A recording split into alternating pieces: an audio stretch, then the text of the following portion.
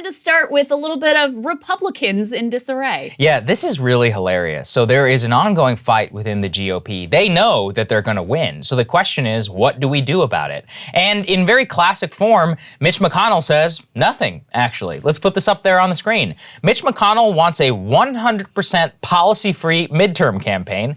Others in the GOP are less sure. So this is important. Basically what's happening is that as they see the Biden approval cratering, they see the high price of gas and inflation, Mitch McConnell knows that all he has to do is say, we are going to put a stop to whatever the hell this is. And for a lot of people, that's actually fine. Hence why the Republicans are up by almost more than they were in the 2000, or than Democrats were in the wave of 2006, and even more so in 2010 for, we talk about the generic ballot whenever it takes to the House of Representatives. But there's a big debate within the party about, well, if we're gonna win, shouldn't we promise to do something? And everybody's pointing to the 1994 kind of contract for America that Newt Gingrich pioneered, where Gingrich said, look, we're not just going to take advantage of the popularity. We are going to have a real agenda where it's cutting taxes, crime, imposing congressional term limits. How did that work out? And a few other things. Mostly it was no new taxes. It was a different political environment, obviously. But that was a huge thorn in the side of Bill Clinton's agenda. And previously, before that, Gingrich had stuck to his guns, even under President George H.W. Bush. Yeah. It was a very different situation. McConnell here says, no. Let's not repeat the mistakes of the past, because what happened, Krystal, is Gingrich came in 1994. He actually had something he wanted to do. They shut down the government. And actually, public opinion kind of went the way of the Democrats, and Clinton obviously ended up winning in 96. McConnell's argument essentially here is, no, let's promise to do nothing at all and let Biden hang himself. So in a way, I mean, you can kind of, you're like, yes, from a cold-blooded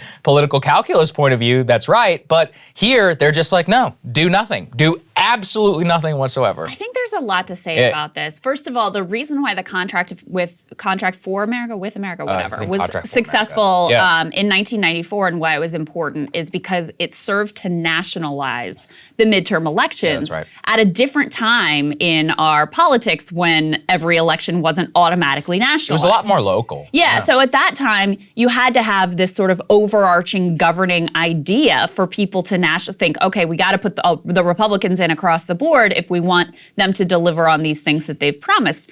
Now, every election is automatically national. You don't have to have an overarching theme. And by the way, I mean, it's not that different from what Democrats basically did with Biden of, listen, I'm just going to stay in the basement and remind you that I'm not Trump and let him hang himself. That's basically what Republicans are doing now. The NBC News piece that we put up there, they kind of try to set up this little divide between Mitch McConnell, who says, let's just not even bother to even pretend to run on anything. And Kevin McCarthy, who's kind of like, well, let's at least pretend to run on something. Well, the stock thing. That's something. Yeah. But most of the things that they float here are like a committee to investigate the people who are investigating January 6th, which just sounds like, a wonderful use of times, even worse than the original conception. The committee to investigate the Benghazi committee. Yeah, exactly. It's like, oh, Jesus Christ, we'll never get out of this. So the idea even of McCarthy having some real forward-thinking policy agenda is a little bit far-fetched. But I think it just gives up the game here of how cynical these people are, how cynical the American public is, that any sort of promise that was actually made would be kept or have a chance of getting through. There's a quote here from Representative Tom Cole, who's kind of on the side of McCarthy's let's pretend to put out an agenda at least. And he said, listen, we intend to have a positive agenda. We still feel the election is, to some degree, a referendum on the Democrats. But to be fair,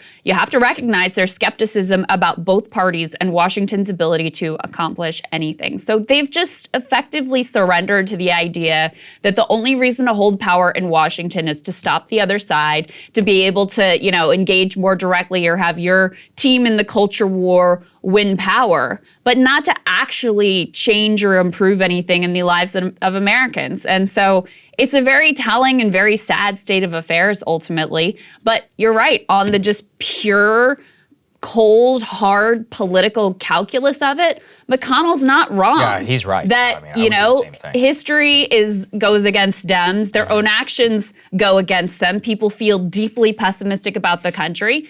And the tricky thing about promises, if you make some promises, then those can come back and people can say, hey, you didn't deliver, which is part of what is happening with the Biden administration right now and some specific things that they talked about during the campaign. Yeah, and, overlying all of this is the specter of Trump. And, Trump was both the best thing that ever happened to the Republican Party and the worst thing that ever happened to the Republican Party. It's really kind of crazy whenever you begin to think about the ramifications of what he really means. Let's go ahead and put this piece up there on the screen. It actually does a decent enough job of tying together some of the inherent contradictions. So on the one hand, Trump is the most popular Republican in the entire Republican Party. But on the other hand, only 44% of Republicans say they did not want Trump to run again. So that means a slight majority do, but a sizable enough chunk don't necessarily want him to. They want other people to be able to have the chance. That being said, they would all probably still vote for him if he actually won the nomination. There are varying and cracking degrees within the movement, quote unquote, of where you stand, who you are, what exactly you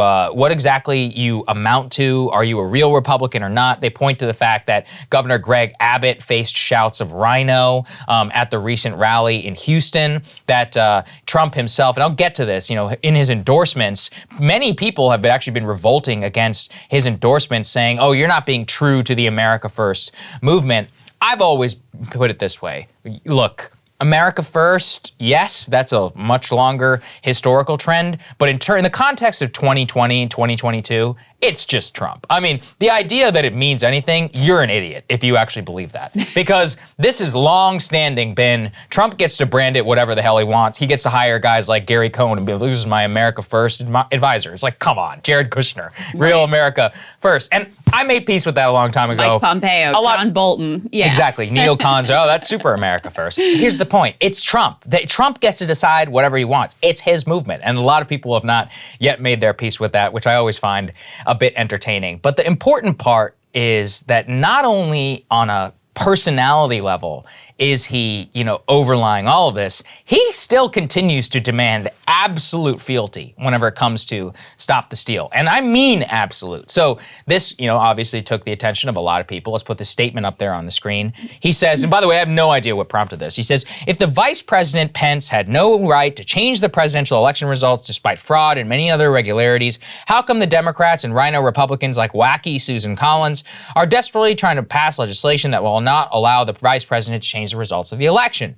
Actually, what they are saying is that Mike Pence did have the right to change the outcome, and now they want to take that right away. Unfortunately, he didn't exercise that power. He could have overturned the election. Now, obviously, that's wrong, completely bonkers, but this is a very good reminder to the Mike Pences of the world, who will be speaking recently, I think in a few days, down in the RNC gathering where Trump will actually speak the night after.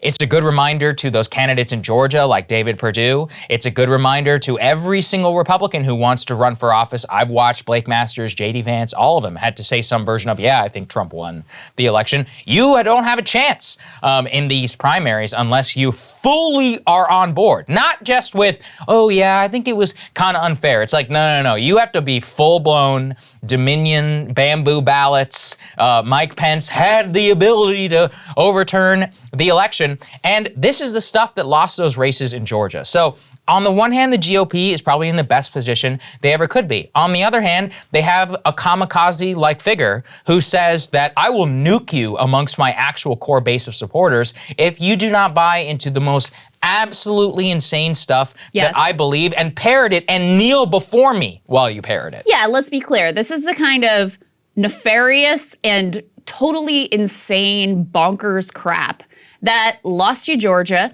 that, Nebraska, lost you. Omaha is what I'm talking, exactly. They're not places you should lose. This direction of Trump is why you lost power in Washington to start with. Yeah. So while you're riding high right now, and there's no doubt Republicans are going to do well in the midterms, this is the crap that's going to kill you in the long term. I mean, you're going to have a comeuppance if this is what your movement is based around, which it is. It also reminds me that, part of why Trump's popularity has kind of creeped back up and why he's doing a little better in a potential head-to-head against Joe Biden if they were to have a rematch is because he hasn't been out there saying crap like this. Yeah. Well, he's just been, he's been more off the radar. Yeah, exactly. He's been relatively quiet.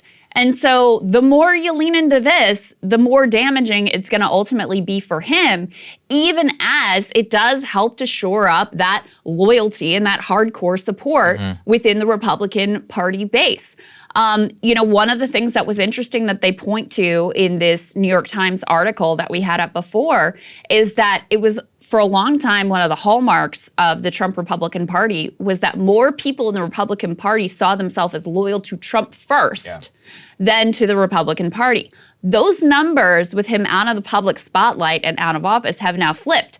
So in a reversal, they say, from Mr. Trump's White House days, an NBC News poll in late January found 56% of Republicans now define themselves more as supporters of the Republican Party compared to only 36% who said they were supporters of Trump first. And one of the biggest swings in the group was widely seen as Mr. Trump's most loyal constituency, white Republicans without college degrees. They went from 62% identifying first with Trump to 36%.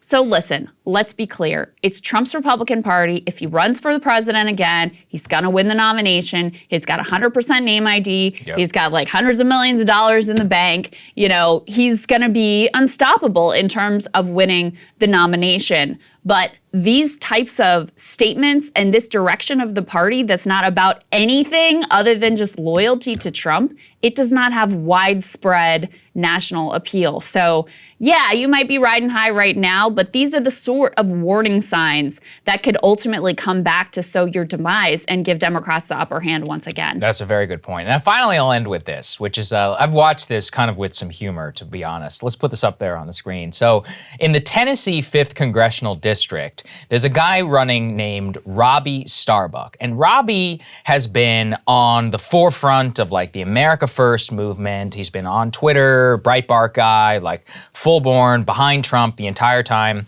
He's really cultivated what I call like MAGA Twitter, like MAGA online, the MAGA extended universe, if you will. And he was expecting to get endorsed by Trump.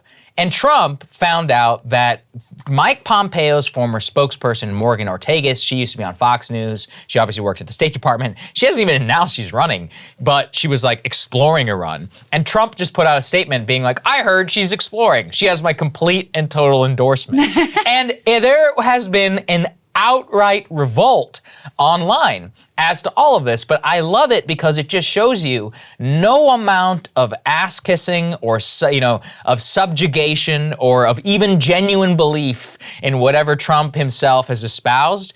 It doesn't matter. It matters more whether Trump knows who you are or not. Personally, or whether somehow you got to his phone and he's like, oh yeah, sure, I'll endorse her, and just like puts out this statement. He doesn't think about it. I always look at it as this, which is that so many people put themselves in the shroud of Trump, like I believe in Trump, all this. It's like the Mad Men meme. He doesn't think about you. He doesn't care about you at all. He cares about himself. And he cares about the people who are around him, whether they believe in what he has or not. I don't really know that much about, what she believes or whatever, but I more look at it as it just shows me you can be online branding yourself as an America First warrior for 5+ years, and he'll still stab you in the back. Well, he doesn't care. She was Mike Pompeo's spokesperson? She was spokesperson for Mike Pompeo. So, association with him would indicate either neocon or just rank opportunist careerist. She's a Washington person. One of those two directions, certainly. But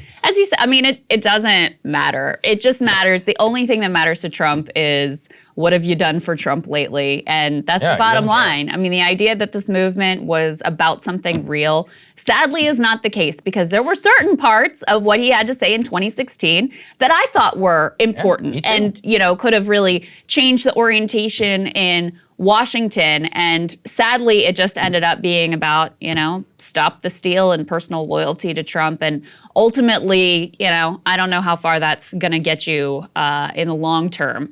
While again, Republicans are in a very good position for these midterms, and it's no accident that part of them being in a good position for the midterms is that Trump has been relatively quiet.